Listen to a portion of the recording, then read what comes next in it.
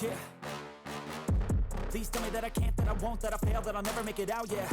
Please tell me all the bad, never good, fill my head full of every single doubt, yeah. Please say any negative thoughts, I pop off when I hear people say I cannot. I get off to the thought of proving everyone wrong, I won't stop to the top, so you better back off and get lost. I'ma stay loud, stay proud, never running out, never heading south. I'll be spreading out, call it word of mouth, can't put me down, I'll be getting loud. You can have your doubts, not what I'm about, have your fucking cloud, it be raining now. I keep making sound, go another round, bitch I'm legend bound, can't stop me now.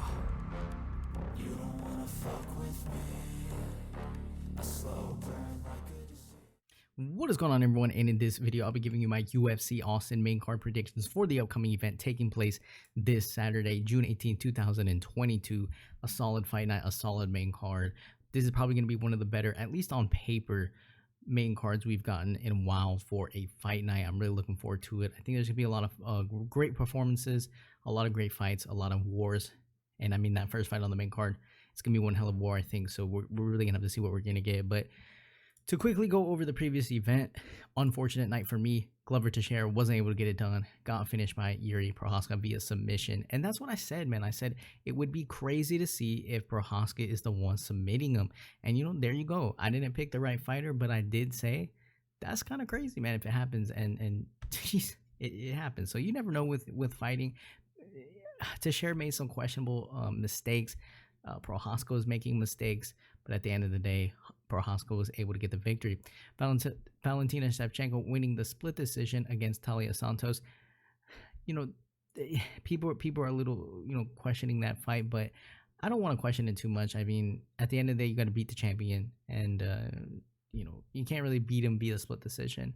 You know how that goes. I mean, I'm not saying Santos didn't win the fight or did win the fight, but I do think you really got to beat the shit out of Shevchenko. But I did think that was going to be a tough fight for Shevchenko, and it ended up being a tough fight for her. So at least we got to see something competitive, and we didn't get to see someone get steamrolled. Another fight didn't have well for me was Zhang Weili taking on Joanna Jędrzejczyk with the spinning back fist KO, TKO, or just KO.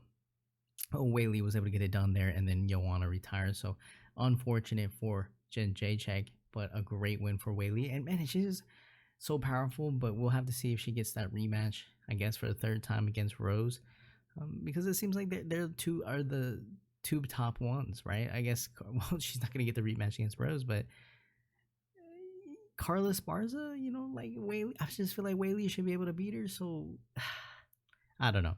Andre Fialho losing against Jake Matthews, you know, Jake Matthews getting a knockout here, just a weird experience. I think Fialho was starting to feel his groove, but maybe he underestimated Matthew. Maybe he didn't respect him, and then he ended up getting cracked. So unfortunate night for Fialho. Didn't see that one coming. Jack Della Maddalena taking on Ramzan Ameev, getting that KO TKO, getting the finish. What a great win for him. His striking was pretty aggressive. So really enjoyed that main card. Pretty good fights.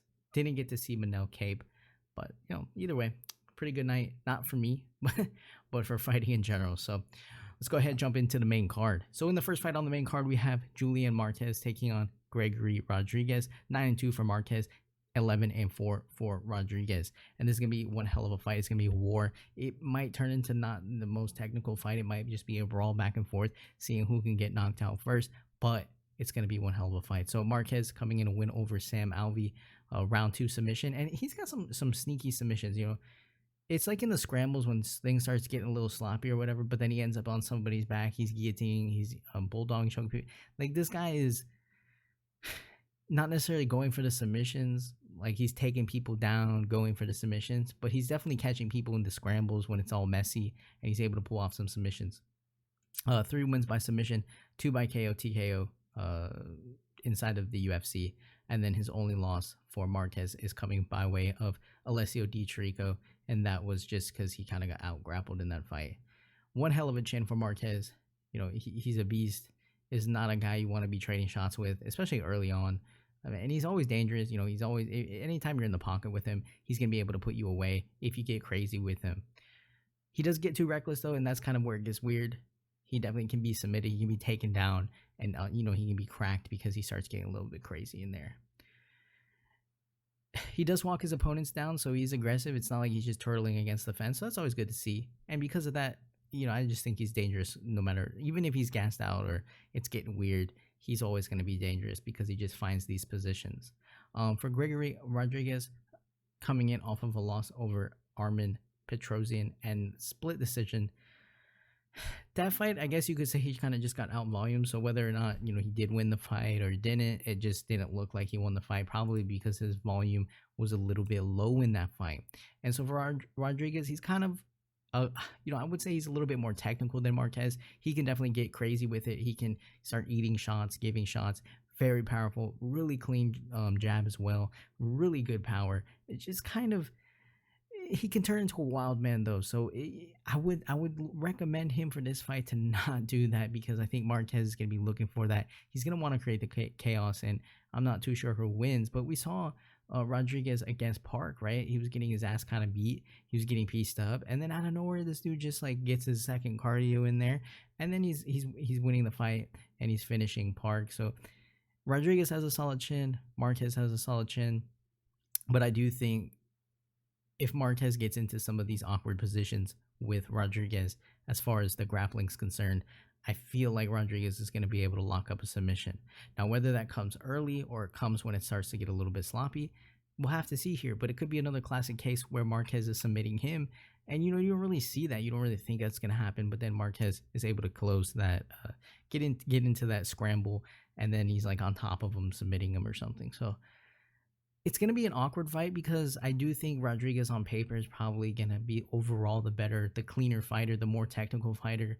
And he can also get down and dirty. He can start brawling with him. But at the same time, I feel like Marquez is just takes these opportunities, and he gets these opportunities thrown to him, even if he's getting taken down or just ended up in some weird positions. It's kind of like, it reminds me of like Prohaska, where this guy's getting his ass beat on the feet, and then he's getting taken down, but then he still finds like one little chance to win the fight, and then next he's winning the fight. So for me, it's a pretty close fight. I'm not too sure who's going to win this one, but I do think Rodrigues, if he can get Marquez in some of those positions that Marquez was in his previous fight against not Sam Alvey, but even Pitolo, that just kind of sketches me out here. So I'm going to go Gregory Rodrigues. I'm well aware that he can get finished in this one, especially if he gets a little bit too sloppy and starts to slow down. But then at the same time, I feel like Marquez is going to make a mistake when they're grappling. So I'm going to go Gregory Rodrigues to defeat Julian Marquez. I'll take him to win by submission in round number 3.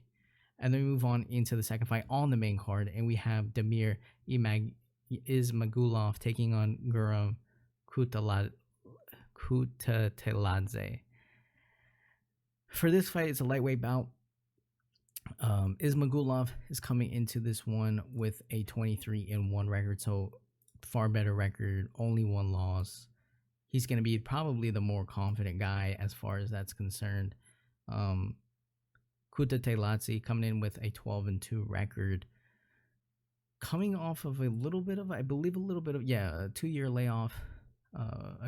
Almost a 2-year layoff, I guess you could say. Last fight, he defeated Matsu Gamrot, and he got 5 takedowns in that fight, one via split decision. But if you look at it, he says at the end, like, I didn't think I won. I thought I didn't do well enough. And you could arguably say that he didn't. He got taken down 5 times, didn't have the volume. He did get a knockdown, so like, who knows how they did all that. But he's a dangerous fighter. Though I will say Ismagulov is going to be probably, again, one of these guys where he's a little bit more well-rounded, especially with the grappling.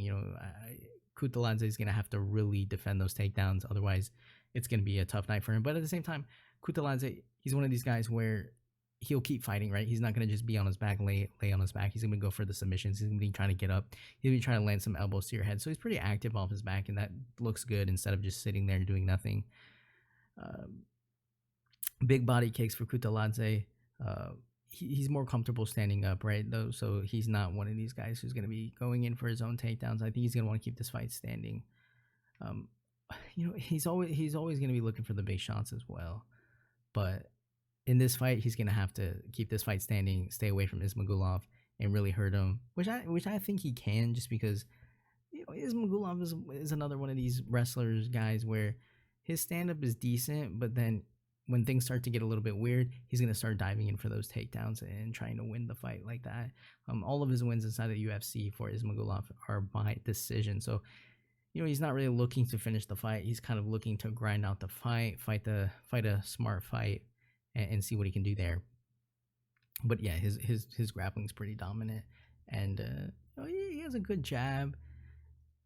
But he's one of those fighters where it's like he's a little bit good everywhere. He's not great in one specific area. Maybe the wrestling, I guess you could say, but even that, it's not like he's finishing people when he takes him down or anything like that. So, Kutateladze, yeah, man, I think he's gonna be annoying in this fight. I think he can push the pace and make Ismagulov pay, especially if Kutateladze can defend a takedown or pop right back up. It's gonna be really degrading against Ismagulov's confidence too, right? If you're taking this guy down and then he's just popping back up, staying in your face, being aggressive, piecing you up on the feet, it's just gonna be annoying, and he's not really gonna like that. So I'm looking for Kutateladze to stay active, get up when he needs to, and then on the feet just be cracking him up and kind of breaking him down over the course of 3 rounds. I could be wrong though. Kutateladze could be just getting taken down and but then he won a split decision that way, so I'm not sure. It just depends on how they judge it. But if Ismagulov is only taking him down and not really doing anything, I can see Kutateladze winning a decision here again, and getting away with it because he's just the more active fighter, even if he is getting taken down. So I'm gonna go Guram Kutateladze. I'll take him to defeat Damir Ismagulov via decision. And then so we move on into the third fight on the main card.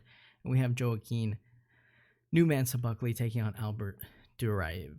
14-4 for Buckley, 15-3 for Duraev. And for Buckley, he's coming into this fight off of a win over Abdul Razak Al Hassan, which, he won via split decision because he did get a little bit sloppy in there. Against a guy like Al Hassan, though, it's kind of predictable. You really just need to take him down, tire him out, gas him out, and then you're going to be able to win that fight. 2 losses, though, inside the UFC against Kevin Holland, Alessio Di Chirico. 2 good fighters, so the rest of his wins, not necessarily against the best of the best. And then the ones he did lose to are pretty good fighters, obviously. So, and both of those fights were lost via KO TKO. Buckley, I would say his cardio is pretty decent, but he does slow down because he's always, he's trying to land some pretty big shots. But his cardio is pretty decent. He can wrestle, but I don't think he's going to be wrestling in this one because Duraev is probably going to try to gas him out that way. But yeah, Buckley's always dangerous. Great low and high kicks. He can't, against a grappler, especially knowing that Buckley can slow down if he's getting taken down too much. He's going to have to fight this one technical. Don't be loading up on all your shots and trying to brawl with him. But like I said, his takedown defense is going to be solid in this one, right? So we'll have to see. Stay away from brawling. Even against Abdul Razak Al Hassan, he was getting into some moments there where he was getting pretty reckless, and it just wasn't looking good. And against against a guy who's actually going to be able to take advantage of that, it's just not going to work out for him. So we'll have to see what happens in this one. For Duraev, coming off a win over Roman Kopylov via unanimous decision, his stand-up is good, but he does leave himself exposed. We saw that in that fight against Kopylov. He was definitely getting tagged up a little bit here and there. His wrestling is probably going to be a strong point. Great transitions on the ground. Don't know if he's going to be able to do that to Buckley, though, as frequently early on. And early on, too, he's not going to want to stand with Buckley. Like, Buckley can put him out. So that's going to be a little bit sketch for him. But over the course of 3 rounds, if he's able to implement his wrestling pretty effectively, I can definitely see Duraev, starting to pull away with the control on the floor and all that, even against the fence. Last test, his last fight was a great test for him, for Duraev. That was a pretty good fight. He was definitely getting his ass beat a little bit, and he won that fight. But at the same time, he definitely ate some shots, and a little bit of a tough fight for him. So I think for this one, Duraev has to survive early, and then Buckley's gonna have to finish him early. And if this fight does go on, Buckley's gonna have to do a good job at defending those takedowns and not getting put on the back on his back and kind of gassing out that way. So Buckley's pretty scary, and I do think Duraev leaves himself a little bit exposed. And we saw that in his last fight against Kopylov. So not a guy you want to be leaving your chin out there in Buckley. So I'm going to go Joaquin Buckley in this one. I'm going to take him to win by KO TKO in round number 1. And then so we move on into the next fight, and we have a pretty good bout. Tim Means taking on Kevin Holland. And Tim Means, the Dirty Bird, taking on Trailblazer Kevin Holland. 32-12 and 1 no contest for Means. 22-7 and 1 no contest for Kevin Holland. This is a pretty interesting fight just because I think Tim Means is he definitely can implement some grappling in this one, so it'll be interesting to see how early he looks towards that. We've seen him take people down before, and I think especially here, if it gets a little bit crazy, we saw against Nicholas Dalby, he took him down. Star Poli, he took him down 2 times. Danny Rodrigues, even though he got submitted, he took him down once. Nico Price, he took him down once. So I think he's going to be able to take down Kevin Holland if the opportunity is there. It's just whether or not he does it early or whatever. And it depends, I think, too, on who's winning on the feet. Because, if Tim Means is getting his ass beat on the feet, which I think Holland is probably going to be the better striker, Means definitely would try to look for the grappling. And Tim Means is not a guy you want to be getting taken down. And we know Kevin Holland, we know he's working on his grappling, his wrestling, but it's still not going to be as good as Tim Means, most likely. So for Tim Means, really good combinations on the feet, really good boxing in close. He's very patient in his shot selection, so he's not getting crazy with it. He's trying to pick his shots.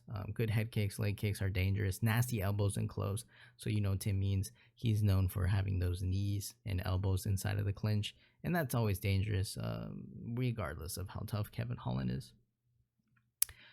Tim Means has a pretty good, he has a high volume output. He's landing more than he's taking, so his cardio's there as well. He can definitely do that for 3 rounds. And yeah, it's concerning to me that Holland's gonna get taken down and then Tim Means is just on top of him. It's just not gonna be good for him. For Kevin Holland, coming off that win over Alex Oliveira via KO TKO in round number 2. Before that, the accidental headbutt against Kyle Dawkins, lost to Marvin Vettori, lost to Derek Brunson. In those 2 fights between Vettori and Brunson, he was taken down 17 times. So that's just, that obviously is his weak point. Even against Oliveira, he got taken down twice. So I just think he's going to get taken down if he doesn't finish the fight against Tim Means. It's kind of just I think he's going to do that. But I do think Tim Means would welcome a stand-up battle, at least at first, and then that's going to be his only opportunity to finish him. And so we'll have to see if he's able to finish him. Against Alex Oliveira, he got his back taken and all that. But then just the second round, he came out and was just able to kind of beat him up, and then he just clipped him. And against a guy like Kevin Holland, you can't leave any openings, otherwise he'll take advantage of him. I don't know, so he lost. Yeah, so Tim Means has been finished against Nico Price. I would say more by submission, and then a couple decisions. So it's not like he's getting finished every fight. He actually has more losses via decision and submission, and only 1 KO TKO. But again, those are just stats. He fights Kevin Holland and Holland knocks him out, then it's over. But I do think this will be a competitive fight. I hope Holland is able to defend those takedowns and keep the fight standing. But I do think if he does lose, it's because Means is able to take him down. I just think Holland at 170, pretty good weight class for him, 15 pounds lighter. So he's going to be fast. He's going to be quick. He's going to have, with that speed, he's going to be able to make his power go. And we saw that against Oliveira. But that takedown is always there, and that's always sketchy. So I'm going to go Kevin Holland on this one. I think he can find the chin of Means. I think he can put him down, but he has to be careful of just getting out grappled and then submitted. So I'm going to go Kevin Holland to defeat Tim Means. I'll take him to win by round 2 KO TKO. And then move on into the co-main event, which is a scheduled rematch. Two fighters, two OGs in the game, two legends in the game. We have Donald Cowboy Cerrone taking on Joe Lauzon. And this was rescheduled from before, and both fighters are just kind of at the end of their careers. 36-16 for Cerrone, 28-16 for Lauzon. So Cerrone has 10 more fights, but the same amount of losses. Cerrone's just down bad. Lost his last fight via KO, TKO against Alex Morono. No contest against Nico Price, but probably would have lost that fight. Lost against Anthony Pettis via decision. Lost to Conor McGregor via KO, TKO. Lost to Justin Gaethje via KO, TKO.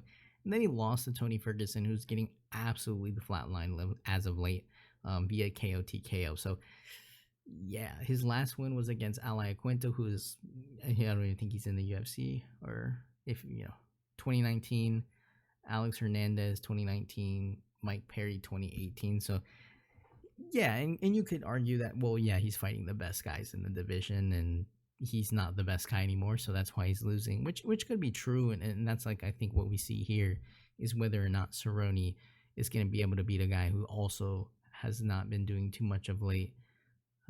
Lauzon's coming off of a win over Jonathan Pierce, KO TKO in round number 1, and that was in 2019 of October. But before that, he lost to Chris Grutzemacher, Clay Guida, Stevie Ray. I think Grutzemacher is definitely not one of the better fighters here. So, and that was 2018, 2017. So, yeah, I mean, this is also a small sample size. I mean, obviously, we kind of know Joe Lauzon is really great at grappling. We also know Cerrone can be really great at his grappling, both BJJ fighters. But I would say Cerrone on paper is probably going to be the more overall stand-up guy. He's going to have the better kicking game.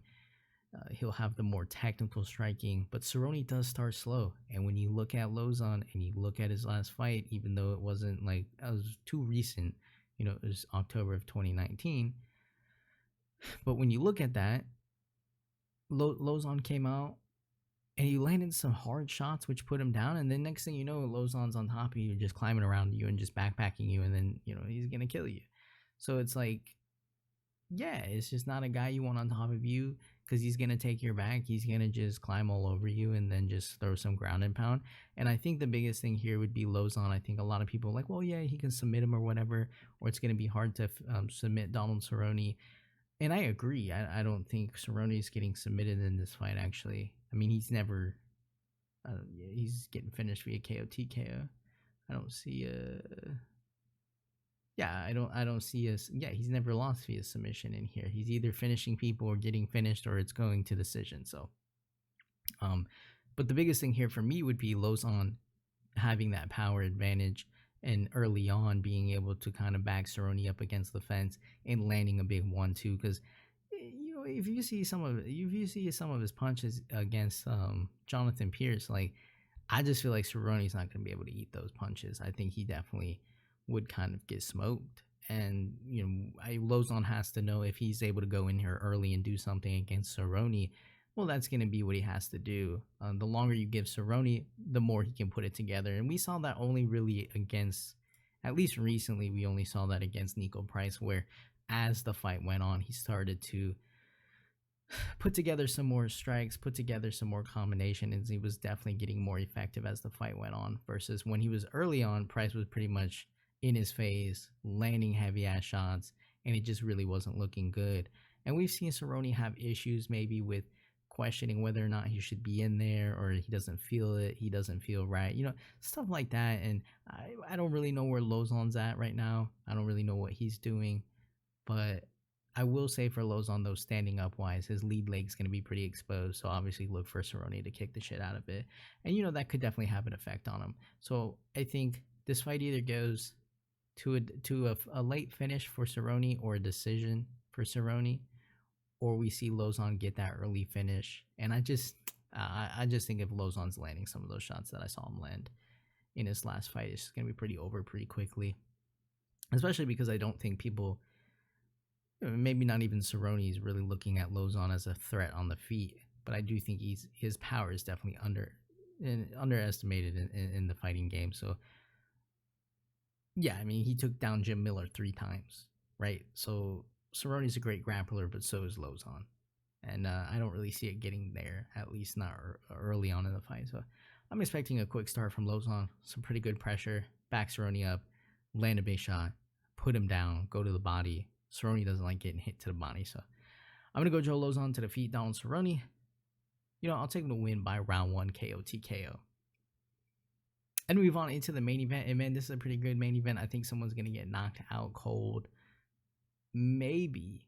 It's maybe early, but I think maybe late. So we have another match between Calvin Kattar taking on Josh Emmett. And Calvin, Kattar is coming in 23-5. Emmett is coming in 17-2. This is a good fight. This is one of those fights where you're kind of like, man, this is kind of weird. Because we have Calvin Kattar, Kattar's coming in here, loss over Max Holloway. Max Holloway landed 445 strikes, which is just insane. And then in this last fight against Giga Chikadze, it was a pretty competitive fight, but he slowly just started breaking down Chikadze, and then he was able to win that fight via unanimous decision. A lot of people, I think, thought Kattar was going to be a little bit different after he fought Max Holloway just because of the amount of damage he took. But, man, he still stayed in there. Really great boxing. Fights really long. Obviously a high volume. His absorbed strikes was kind of ruined by Holloway, so that's probably going to always look different. It's not really a good indication of, like, he definitely does eat shots, but, he's not. His ratio is always going to get destroyed down. 89% takedown defense, so if Emmett goes for a takedown, it's not going to be easy. He needs to keep this fight standing. He needs to keep this fight dragged out. He needs to keep Emmett. He needs to pressure Emmett and get Emmett. I mean, he has to survive against some of those big ass shots, but he's going to have to get Emmett to go long and see if he can kind of gas him out. Kattar's losses include Holloway, Magomed Sharapov, Moicano. So yeah, I mean, this guy's only losing to the top people. Great pressure, great boxing combinations, cardio to keep going. And I really think the cardio here, and not just cardio in the sense of like, well, both guys can go 5 rounds, obviously, probably. But just in the fact of Kattar's not loading up so much on his shots, and he's going to fight a little bit more technical. But at the same time, he's going to be aggressive. He's going to press forward. And his jab is like a really nasty jab. And nasty elbows as well. So I definitely think he can hurt Josh Emmett. I just don't think it's going to be like the first round. Maybe it is the first round. Nasty 1-2 too as well. Josh Emmett coming off that win over Dan Ige. Did get hurt a little bit in that fight though. I mean, not hurt, but he definitely got clipped in some of those exchanges. Although overall, he was able to pretty much beat up Dan Ige. Against Shane Burgos, 2 knockdowns. Against Shane Burgos, unanimous decision win. That was a pretty good fight. Mirsad Bektic, he finished him. Michael Johnson, he finished him. Got, sent to the Shadow Realm against Jeremy Stevens in 2018. But ever since then, he's been on a roll. And even before that, he flatlined Ricardo Lamas, Felipe Arantes. He won a unanimous decision. So yeah, I think Emmett's definitely a really good guy. It's just, I still don't think Emmett's fought, and let alone been in the fights like Kattar's been in. So we're really going to have to see what we're going to get from Emmett. And I think a lot of people are expecting Emmett to just knock him out if he wins, right? Because he's just loading up on these shots. But maybe he's going to want to not do that, because if the fight goes long, I just see Kattar kind of taking over and him even possibly getting a finish as well. But man, early on, Emmett's going to be really scary, especially in the pocket. He's going to be just loading up on shots, right? He's going to be trying to take him out cold. And, he could. He could, if Emmett lands one big shot, it's all over. But if Kattar survives, he's going to be able to take this fight. I just think that. And even late, though, even if Emmett does tire down, we saw against Shane Burgos, he dropped him in round number 3 with a nasty shot, man. So this is a dangerous fight. It's a pretty good fight because I think it's going to be highly competitive. They're going to respect each other. But overall, I think Kattar's going to be able to survive and take some of those shots. No, not on the chin, but block some of the shots. Maybe take one on the chin for the hell of it. And then in the 4th round, I could see him breaking him down, getting in his face. Emmett's getting like, oh shit, man, like this guy's, this is a different guy, right?